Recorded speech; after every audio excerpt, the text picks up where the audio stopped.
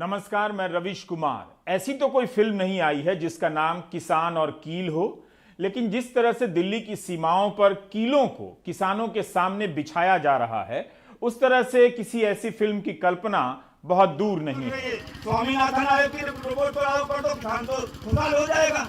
आज हम आपके सामने दो तरह की तस्वीरों को लेकर बात करना चाहते हैं। एक तस्वीरें हैं यूपी, हरियाणा और राजस्थान से आ रही महापंचायतों की, जैसे बुलंदशहर में आसपास के 12 गांवों से करीब 6000 किसान इस महापंचायत में शामिल हुए। 300 महिलाएं भी महापंचायत में आई हैं। इसी तरह से दिल्ली से 180 किलोमीटर दूर हरियाणा के हिसार नांदेड़ी टोल में बड़ी संख्या में किसान गुरनाम सिंह चढ़ूनी को सुनने पहुंचे। इन महापंचायतों में शामिल हो रहे किसानों की संख्या बता रही है कि उनके बीच आंदोलन अभी जिंदा है। किसानों के बीच आंदोलन को कुचलने की कोशिशों का कोई खौफ नहीं। एक राजा ने शर्त रख दी कि मेरी बकरी को जो उर्जा दे, मैं उसको मुंह मांगा इनाम दूंगा। दूसरी तरफ दिल्ली की सीमाओं पर जिस तरह के बैरिकेड बनाए जा रहे हैं, वो सरकार की तरफ से क्या इशारा कर रहे हैं? क्या ऐसा सिर्फ महापंचायत के बाद दिल्ली आने वाले किसानों को रोकने के लिए किया जा रहा है, या फिर सरकार बताना चाहती है कि उसकी ताकत कहां से आती है, कितनी है? उसकी ताकत की किताब के कितने चैप्टर अभी बाकी हैं जिसे किसानों को देखना है। एक खेत का पानी दूसरे खेत में ना जाए, इसके लिए किसान मेड़ बनाते हैं। मेड़ की ऊंचाई बहुत नहीं होती, घुटने के बराबर या उससे कम होती है। दिल्ली की सीमा पर जमे किसान शहर के भीतर ना आ जाएं, इसके लिए सरकार मेड़ नहीं बैरिकेड बना रही है। पिछले 2 महीने में बैरिकेड में जो बदलाव आया है, उससे पता चलता है कि आने वाले दिनों में सरकार अपनी जनता को किस लेंस से देख रही है। ये बैरिकेड बताते हैं कि जनता और सरकार के बीच सिर्फ खाई नहीं है, कीलें भी हैं। जनता को सरकार तक पहुंचने के लिए कीलों पर चलकर आना पड़ेगा। गाजीपुर सिंघू बॉर्डर और टिकरी बॉर्डर पर कीलें लगाई गई। गलती किसानों की मानी जाएगी कि उन्हें लोहे के जूते बनवाने का ख्याल नहीं आया।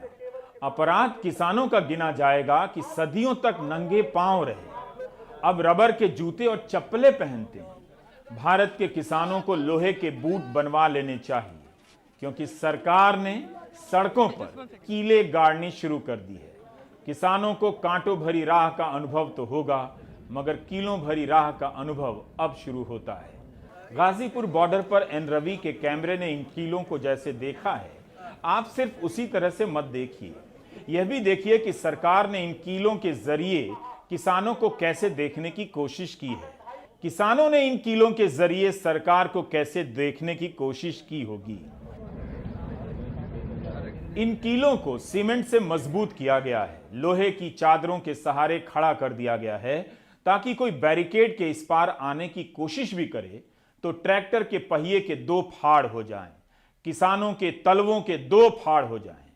मैं प्रेमचंद को याद भी नहीं करना चाहता। इन कीलों को देखकर प्रेमचंद याद भी नहीं आते हैं। कीलों को देखकर प्रेमचंद को याद भी नहीं करना चाहिए। भारत के किसानों की यादों में ये कीलें गुलाब के फूल की तरह जिंदा रहेंगी। आज के दौर के फूल भी यही हैं, जिनमें पत्ते नहीं होते, लोहे की कीलें होती हैं। भारत के किसानों को जब आतंकवादी कहा जा सकता है, तो उन्हें रोकने के लिए कीलें क्यों नहीं बिछाई जा सकती हैं? भारत का किसान सरकार का दुलारा समझता था। उसे लगता था कि वह सरकार बनाता है।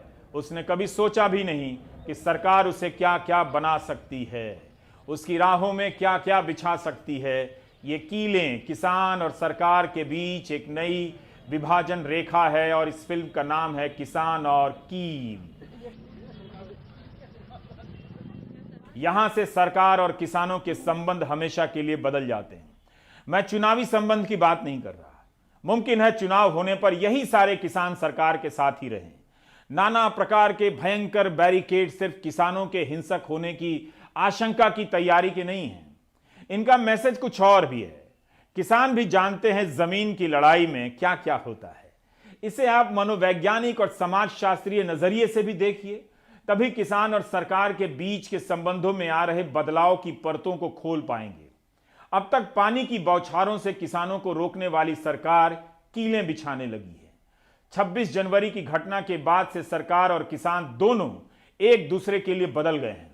बातचीत की जगह बैरिकेड ने ले ली है। दोनों की दूरी को समझने के लिए आप ये तस्वीर देख सकते हैं। दो बैरिकेड के बीच की दूरी सिर्फ चौड़ाई से नहीं नापी जाएगी, बल्कि दोनों के बीच डाले जा रहे सीमेंट के गाद से भी तौली जाएगी। कानून व्यवस्था के लिए बैरिकेड जरूरी हिस्सा हैं, मगर उनकी मौजूदगी अस्थायी सी होती है। यहाँ सीमेंट के गाद उसे स्थायी बना रहे हैं।